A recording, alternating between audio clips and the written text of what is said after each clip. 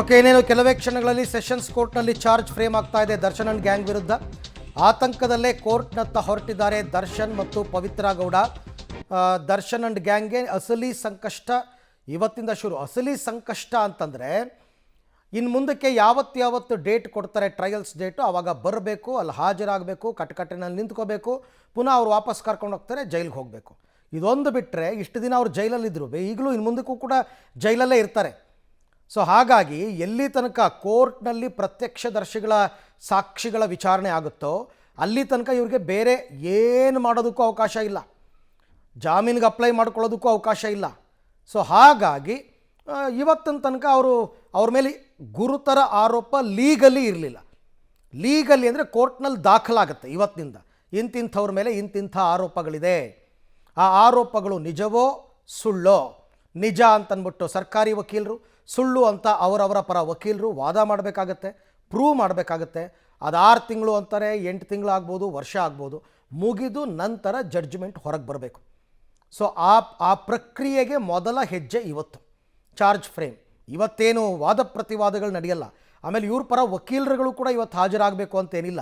ಇವತ್ತೇನಿದ್ರು ಆರೋಪಿಗಳು ಮತ್ತು ಜಡ್ಜ್ ಇಬ್ಬರ ನಡುವಿನ ಸಂವಹನ ಅಷ್ಟೇ. ಜಡ್ಜ್ ಒಬ್ಬೊಬ್ಬರದೇ ಓದಿ ಹೇಳ್ತಾರೆ ಆರೋಪಗಳನ್ನು. ಹೌದಾ, ಒಪ್ಕೋತೀರಾ, ಇಲ್ವಾ? ಇಲ್ಲ ಅಂತಾರೆ ಇವರು. ಇಲ್ಲ ಅಂದರೆ ಆಯಿತು, ವಾದ ಪ್ರತಿವಾದ ನಡೀಲಿ, ಚಾರ್ಜ್ ಫ್ರೇಮ್ ಆಯಿತು. ಯಾರ್ಯಾರ ಮೇಲೆ ಏನೇನು ಸೆಕ್ಷನ್ಸನ್ನು ಹಾಕಿದ್ದಾರೆ, ಯಾರ್ಯಾರ ಮೇಲೆ ಏನೇನು ಆರೋಪಗಳನ್ನು ಹೊರಿಸಿದ್ದಾರೆ ಅದೆಲ್ಲವನ್ನು ಕೂಡ, ಇದು ಪೊಲೀಸರು ಹೇಳ್ತಾ ಇರ್ತಕ್ಕಂಥ ಆರೋಪ, ಅದನ್ನು ಅವ್ರು ಡಿಫೆಂಡ್ ಮಾಡ್ಕೋಬೇಕು ನಾಳೆ ದಿನ ಸಾಕ್ಷಿಗಳನ್ನು ಪ್ರೊಡ್ಯೂಸ್ ಮಾಡಿ.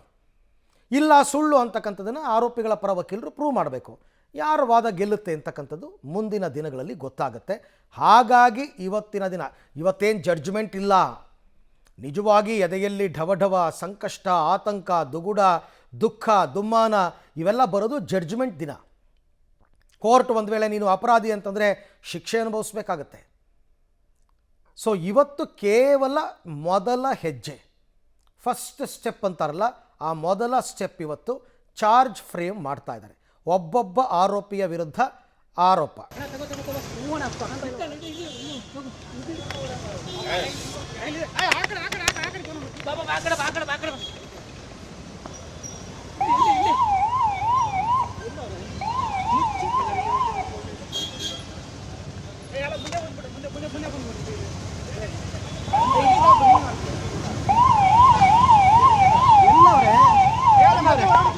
ಒಳಗಡೆ ಕೂರಿಸ್ಕೊಂಡಿದ್ದಾರೆ.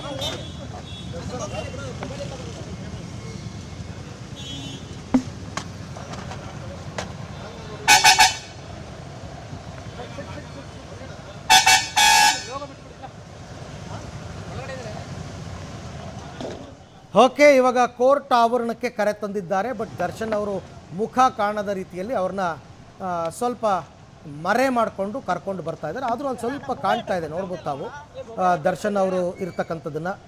ಪೊಲೀಸ್ ಭದ್ರತೆ, ಸೆಕ್ಯೂರಿಟಿ ಅವ್ರಿಗೂ ಗೊತ್ತಿರುತ್ತೆ ಇವೆಲ್ಲ, ಇಲ್ಲಿ ಕ್ಯಾಮ್ರಾಗಳಿರ್ತವೆ ಅಂತಂದ್ಬಿಟ್ಟು. ಹಾಗಾಗಿ ಸ್ವಲ್ಪ ಭದ್ರತೆಯಲ್ಲಿ ದರ್ಶನ್ ಅವರನ್ನು ಯಾರಿಗೂ ಕಾಣದ ರೀತಿಯಲ್ಲಿ ಕರ್ಕೊಂಡು ಹೊರಟಿರ್ತಕ್ಕಂಥದ್ದು ಗಮನಿಸ್ತಾ ಇದ್ದೀರಾ. ಈಗಷ್ಟೇ ಅವರು ಕೋರ್ಟ್ ಆವರಣವನ್ನು ತಲುಪಿದ್ದಾರೆ. ಅಲ್ಲಿನ ಮುಂದಕ್ಕೆ ಅವ್ರನ್ನ ಸೀದಾ ನ್ಯಾಯಾಲಯದ ಆವರಣಕ್ಕೆ ಕರ್ಕೊಂಡು ಹೊರಟೋಗ್ತಾರೆ. ಇದು ಮೈಸೂರು ಬ್ಯಾಂಕ್ ಸರ್ಕಲ್ನ ದೃಶ್ಯ ತಾವು ನೋಡ್ತಾ ಇರ್ತಕ್ಕಂಥದ್ದು. ಹೆಚ್ಚು ಕಡಿಮೆ ಸೆಷನ್ಸ್ ಕೋರ್ಟಿಗೆ ಬಂದಿದ್ದಾರೆ. ಸೆಷನ್ಸ್ ಕೋರ್ಟ್ಗೆ ಈಗಾಗಲೇ ಅವರು ಆಗಮಿಸಿರ್ತಕ್ಕಂಥದ್ದು ತಾವು ಗಮನಿಸ್ತಾ ಇದ್ದೀರಾ. ದರ್ಶನ್ ಆ್ಯಂಡ್ ಗ್ಯಾಂಗ್ ಪರಪ್ಪನ ಅಗ್ರಹಾರ ಜೈಲಿನಲ್ಲಿ ಯಾರ್ಯಾರಿದ್ದರು ಎಲ್ಲರನ್ನೂ ಕೂಡ ಕರೆ ತಂದಿದ್ದಾರೆ ಅಂತಕ್ಕಂಥದ್ದು. ಮೈಸೂರು ಬ್ಯಾಂಕ್ ಸರ್ಕಲ್ನಲ್ಲಿ ವೆಹಿಕಲ್ ಇದೆ. 2:30 ವೇಳೆಗೆ ಅವರು ಕೋರ್ಟ್ ಹಾಲ್ನಲ್ಲಿ ಇರಬೇಕಾಗುತ್ತೆ. ಸರಿಯಾದ ಸಮಯಕ್ಕೆ ಈಗಾಗಲೇ ಕರ್ಕೊಂಡು ಬಂದಿದ್ದಾರೆ. ದರ್ಶನ್ ಮುಖ ಕಾಣದ ರೀತಿಯಲ್ಲಿ ಸುಮ್ಮನೆ ಅಭಿಮಾನಿಗಳು ಇವರಿಂದ ಏನು ಕ್ರಿಯೇಟ್ ಆಗೋದು ಬೇಡ ಅನ್ನೋ ಕಾರಣಕ್ಕೋಸ್ಕರ ಪೊಲೀಸ್ ಸೆಕ್ಯೂರಿಟಿ ಇದ್ದೇ ಇರುತ್ತೆ ಸಹಜವಾಗಿಯೇ. 2 ರಿಸರ್ವ್ ವ್ಯಾನ್, 2 ಎಸ್ಕಾರ್ಟ್. ಆ 2 ಎಸ್ಕಾರ್ಟ್ನಲ್ಲಿ ಈಗ ರಿಸರ್ವ್ ವ್ಯಾನ್ನಲ್ಲಿ ದರ್ಶನ್ ಅವ್ರನ್ನ ಕರ್ಕೊಂಡು ಹೋಗ್ತಾ ಇರ್ತಕ್ಕಂಥದ್ದನ್ನು ತಾವು ಗಮನಿಸ್ತಾ ಇದ್ದೀರಾ. ದರ್ಶನ್ ನೋಡಿ ಸುಮಾರು ಹೆಚ್ಚು ಕಡಿಮೆ 80 ದಿನ ಆಯಿತು. ದರ್ಶನ್ ಜೈಲಿಗೆ ಹೋಗಿ 81ನೇ ದಿನ ಇವತ್ತಿಗೆ. ಸೊ ಅವತ್ತಿಂದ ಕೂಡ ಆತ ಹೊರ ಜಗತ್ತಿಗೆ ಕಾಣಿಸ್ಕೊಂಡಿಲ್ಲ. ಇವತ್ತು ಕಾಣಿಸ್ಕೊಳ್ತಾರೆ ಅಂತಕ್ಕಂಥದ್ದು. ಆ ಕೋರ್ಟ್ ಆವರಣದಲ್ಲೆಲ್ಲ ಅಭಿಮಾನಿಗಳು ಇವರು ದರ್ಶನ್ರನ್ನು ನೋಡೋದಕ್ಕೆ ಅಂತ ಇರ್ತಾರೆ. ಬಟ್ ಅಲ್ಲಿನ ಮುಂದಕ್ಕೆ ಕೋರ್ಟ್ ಕಾಂಪೌಂಡ್ ಒಳಕ್ಕೆ ಹೋಗ್ಬಿಟ್ರೆ ನೋಡಿ ಹೋಯ್ತು. ಇವಾಗ ಅಲ್ಲಿನ ಮುಂದಕ್ಕೆ ಯಾರಿಗೂ ಅಲೋ ಇಲ್ಲ, ಅಲ್ಲಿನ ಮುಂದಕ್ಕೆ ಯಾರಿಗೂ ಅಲೋ ಮಾಡಲ್ಲ. ಅವ್ರ ಪಾಡ್ಗೆ ಅವರು ಕೋರ್ಟ್ ಆವರಣಕ್ಕೆ ಕರ್ಕೊಂಡೋಗಿ ಅವ್ರನ್ನ ಏನೇನು ಪ್ರೊಸೀಜರ್ ಇದೆ, ಪ್ರಕ್ರಿಯೆಗಳೇನೇನಿದೆ ಅದೆಲ್ಲವನ್ನು ಕೂಡ ಮುಗಿಸ್ತಾರೆ. ಸದ್ಯಕ್ಕೆ ಇವಾಗ ಕೋರ್ಟ್ ಆವರಣವನ್ನು ತಲುಪಿದೆ ವ್ಯಾನ್. ದರ್ಶನ್, ಪವಿತ್ರ ಗೌಡ ಎಲ್ಲರನ್ನೂ ಕೂಡ ಕರ್ಕೊಂಡು ಪರಪ್ಪನ ಅಗ್ರಹಾರ ಜೈಲಿನಿಂದ ಈಗ ಆಗಮಿಸಿದ್ದಾರೆ. ಚಾರ್ಜ್ ಇವತ್ತು ಫ್ರೇಮ್ ಆಗ್ತಾ ಇದೆ ಕೋರ್ಟ್ನಲ್ಲಿ. 2:45 ವೇಳೆಗೆ ಆರಂಭ ಆಗುತ್ತೆ ಪ್ರಕ್ರಿಯೆಗಳು. ಒಬ್ಬೊಬ್ಬರದ್ದೇ 17 ಜನ ಇರೋದ್ರಿಂದ ಇಂಡಿವಿಜುವಲ್ ಆಗಿ ಒಬ್ಬೊಬ್ಬರದ್ದು ಕೂಡ ಆರೋಪಗಳನ್ನು ಹೇಳಬೇಕು, ಹೇಳಿ ಚಾರ್ಜನ್ನು ಫ್ರೇಮ್ ಮಾಡಬೇಕು. ಎಲ್ಲರೂ ಕೂಡ ಈಗಾಗಲೇ ಆಗಮಿಸಿದ್ದಾರೆ ಅಂತಕ್ಕಂಥ ಮಾಹಿತಿ. ಕೋರ್ಟ್ಗೆ ಕೊಲೆ ಆರೋಪಿ ದರ್ಶನ್ರನ್ನು ಕರೆತರಲಾಗಿದೆ. ಕೋರ್ಟ್ಗೆ ಕೊಲೆ ಆರೋಪಿ ದರ್ಶನ್ರನ್ನ ಈಗ ಕರೆತರಲಾಗಿದೆ ಅಂತಕ್ಕಂಥದ್ದು ದೃಶ್ಯದಲ್ಲಿ ತಾವು ನೋಡ್ತಾ ಇದ್ರಿ. ದರ್ಶನ್, ಪವಿತ್ರ ಗೌಡ ಸೇರಿದಂತೆ ಆರೋಪಿಗಳನ್ನು ಕೋರ್ಟ್ಗೆ ಕರೆತಂದಿದ್ದಾರೆ. ಎಲ್ಲರನ್ನೂ ಕೂಡ 2:30 ವೇಳೆಗೆ, ಅಂದರೆ ಒಂದು 2:45ಕ್ಕೆ ಆರಂಭ ಆಗುತ್ತೆ ಪ್ರಕ್ರಿಯೆ. 2:30 ವೇಳೆಗೆಲ್ಲ ಅವ್ರನ್ನ ಹಾಲಲ್ಲಿ ಇರಿಸಬೇಕಾಗತ್ತೆ. ಸೊ ಆ ಪ್ರಕ್ರಿಯೆಗಳು, ಯಾಕೆಂದರೆ ಲಂಚ್ ಬ್ರೇಕ್ ಆದಮೇಲೆ ಕೋರ್ಟ್ ಪ್ರಕ್ರಿಯೆಗಳು, ಕಲಾಪಗಳು ಆರಂಭ ಆಗೋದು 2:30 ವೇಳೆಗೆ. ಜಡ್ಜ್ ಬಂದು ಆಸೀನರಾಗಬೇಕು, ಆಮೇಲೆ ಪ್ರಕ್ರಿಯೆಗಳು ಆರಂಭ ಆಗಬೇಕು. ಅದಕ್ಕೆ ಪೂರಕವಾಗಿ ಈಗ ಅವರನ್ನ ಕರೆತಂದಿರುವ ದೃಶ್ಯವನ್ನು ತಾವು ಗಮನಿಸ್ತಾ ಇದ್ದೀರಾ. ಕೋರ್ಟ್ ಆವರಣದ ಒಳಕ್ಕೆ ಈಗ ಆ ವೆಹಿಕಲ್ ಹೋಗಿದೆ. ಭದ್ರತೆ, ಸೆಲೆಬ್ರಿಟಿ ಅನ್ನೋ ಕಾರಣಕ್ಕೋಸ್ಕರ ಪೊಲೀಸರು ಕೊಡಲೇಬೇಕಾಗುತ್ತೆ. ಎಲ್ಲರನ್ನೂ ಈ ಥರ ಇಷ್ಟು ಭದ್ರತೆಯಲ್ಲಿ ಏನು ಕರ್ಕೊಂಡು ಬರಲ್ಲ ಬೇರೆಯವರಾದರೆ. ಸೆಲೆಬ್ರಿಟಿ ಆಗಿರೋದ್ರಿಂದ ಇಷ್ಟು ಭದ್ರತೆಯಲ್ಲಿ ಅವರನ್ನು ಕರೆತಂದಿರ್ತಕ್ಕಂಥದ್ದನ್ನು ತಾವು ಗಮನಿಸ್ತಾ ಇದ್ದೀರಾ. ಕ್ಯಾಮರಾ ಕಣ್ಣಿಗೂ ಕೂಡ ದರ್ಶನ್ ಬೀಳಬಾರ್ದು ಅನ್ನೋ ಒಂದು ಆಲೋಚನೆಯಲ್ಲಿ ಅವ್ರನ್ನ ಕರ್ಕೊಂಡು ಬಂದಿರತಕ್ಕಂಥದ್ದು. ಕೆಲವೇ ಕ್ಷಣಗಳಲ್ಲಿ ಸೆಷನ್ಸ್ ಕೋರ್ಟ್ CCH 51 ಅಲ್ಲಿ ಆ ಹಾಲ್ನಲ್ಲಿ ಅವ್ರನ್ನ ಹಾಜರುಪಡಿಸ್ತಾರೆ. ಅದಕ್ಕೋಸ್ಕರ ಭದ್ರತೆ 2 ಎಸ್ಕಾರ್ಟ್ ವಾಹನವನ್ನು ಕೊಟ್ಟಿದ್ದಾರೆ. 2 ರಿಸರ್ವ್ ವೆಹಿಕಲ್ ಇಲ್ಲಿ ಕಾಣ್ತಾ ಇದೆಯಲ್ಲ, ಇದನ್ನು ಕೂಡ ಕೊಟ್ಟಿದ್ದಾರೆ. ಕೊಟ್ಟು ಇವಾಗ ಅವ್ರನ್ನ ಕರ್ಕೊಂಡು ಬಂದಿರತಕ್ಕಂಥದ್ದು. ಇಷ್ಟು ಮಾತ್ರ ಪ್ರಕ್ರಿಯೆಗಳು. ಮತ್ತೆ ಅವರು ಇದೆಲ್ಲ ಮುಗಿಸಿ ಇನ್ನು ಹೊರಗೆ ಬರಬೇಕು. ಅವರು ಹೊರಗೆ ಬಂದಾಗ ಮಾತ್ರ ಅವರು ಕಾಣಿಸ್ಕೊಳ್ತಕ್ಕಂಥದ್ದು. 5:45 ಆ ಸಂದರ್ಭದಲ್ಲಿ ಅವ್ರು ಹೊರಗೆ ಬರ್ತಾರೆ. ಯಾಕೆಂದರೆ ಸುಮಾರು ಒಂದು 2.5 ಗಂಟೆಗಳ ಪ್ರಕ್ರಿಯೆ ಇದೆ.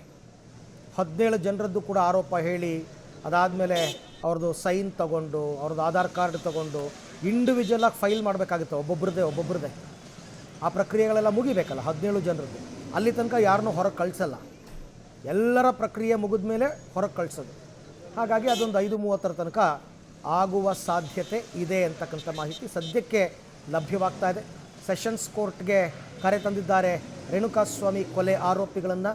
ದರ್ಶನ್ ಅಂಡ್ ಗ್ಯಾಂಗ್ ಜೈಲಿನಲ್ಲಿ ಇರ್ತಕ್ಕಂಥವ್ರು ಪೊಲೀಸ್ ಭದ್ರತೆಯಲ್ಲೂ, ಮತ್ತು ಹೊರಗಿರ್ತಕ್ಕಂಥವ್ರು ಇಂಡಿವಿಜುವಲ್ ಆಗೂ ಕೂಡ ಬಂದಿರ್ತಾರೆ. ಯಾರ್ಯಾರಿಗೆ ಬೇಲ್ ಸಿಕ್ಕಿದೆ ಅವರೆಲ್ಲರೂ ಕೂಡ ಇಂಡಿವಿಜುವಲ್ ಆಗಿ ಬಂದಿರ್ತಾರೆ. ರತ್ನಾಗ್ರಹಾರ ಜೈಲಿನಲ್ಲಿದ್ದು ಜಾಮೀನು ಪಡ್ಕೊಂಡು ಹೊರಗೆ ಹೋಗಿ, ಅದಾದ ನಂತರ ಪೊಲೀಸರು ಸುಪ್ರೀಂ ಕೋರ್ಟ್ಗೆ ಹೋಗಿ ಎಲ್ಲ ಪ್ರಕ್ರಿಯೆಗಳಾಗಿತ್ತಲ್ಲ.